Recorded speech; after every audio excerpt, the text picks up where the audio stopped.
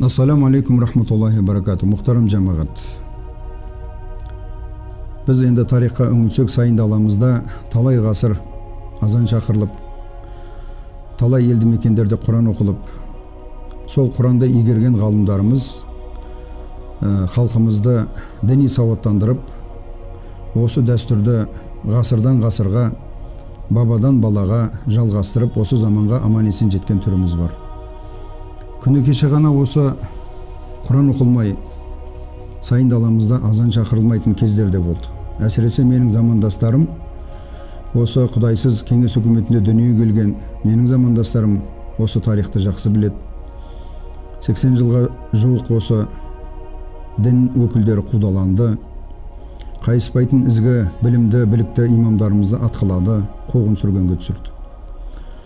Міне сондықтан осындай тайғақ кешуден өткен халқымыз тарихқа қарап отырып, болашаққа да батыл қадам басу керек. Бүгінгі тақырыбымыз Құран оқудың әдептері.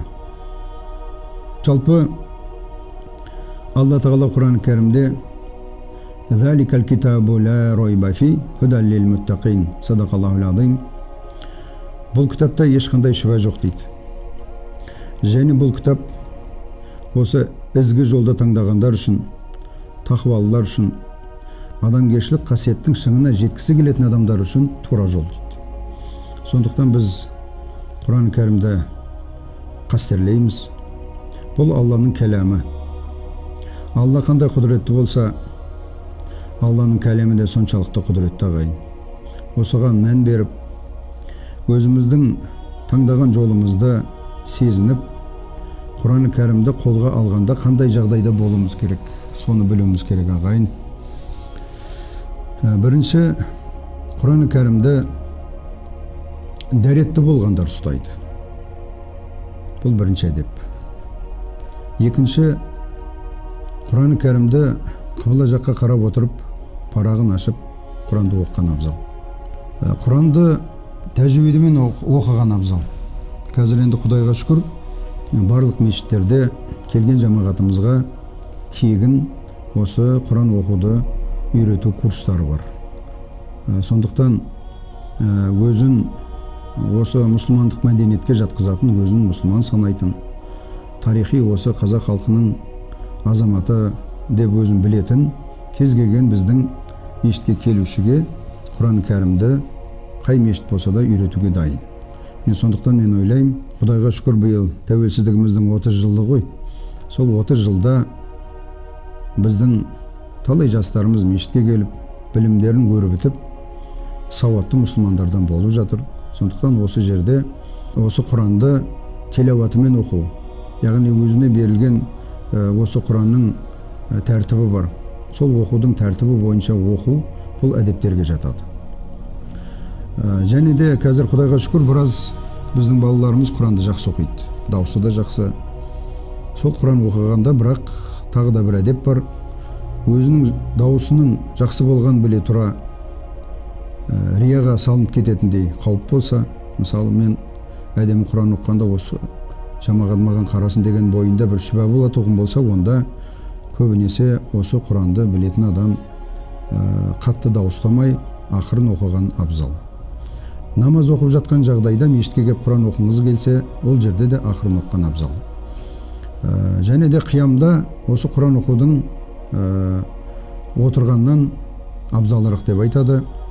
Жалпы Құранды осы намазда оққан сауабы молырақ. Әсіресе біз білеміз, осы Рамазан айында қаншама жамағат тараух намазын осы мешітте оқиды. Осы Құран кәрімді жатқа білетін Құдайға шүкір қазір жастарымыз бар. Солардың барлығы да Рамазан айында күніне бір парадан 30 күнде 30 параны жақсылап тұрып осы Рамазанның қасиетті түндерінде хатым қылатын жағдайы бар. Міне сол Рамазан айындағы тараух намазына қатысқан үлкен сауап. Бұл да бір әдептердің бірі. Енді 5 уақыт намазға келіп жүрген ағайын кейде болады, бір Құранға жаңадан келген азаматтар болады. Жаңадан үйренген, енді бір өзіне бір тәртіп қойып қоюға болады. Жалпы кез келген Құранның өзінің бір жібі бар. Мысалы, таң намазына тұрдыңыз. Таң намазына тұрғаннан кейін сол 2 ракағат сүннет, 2 ракағат парызды оқып болғаннан кейін міндетті түрде сол Құранның парағын ашып, яғни әр намаздан кейін, 5 уақыт намаздан кейін тоқтап кішкене кідіріп, уақытты бөліп, сол Құранның, мысалы, әр намазда 6 бетін оқитын болсаңыз, бір күнде сіз Құранның 30 бетін тәмам қыласыз.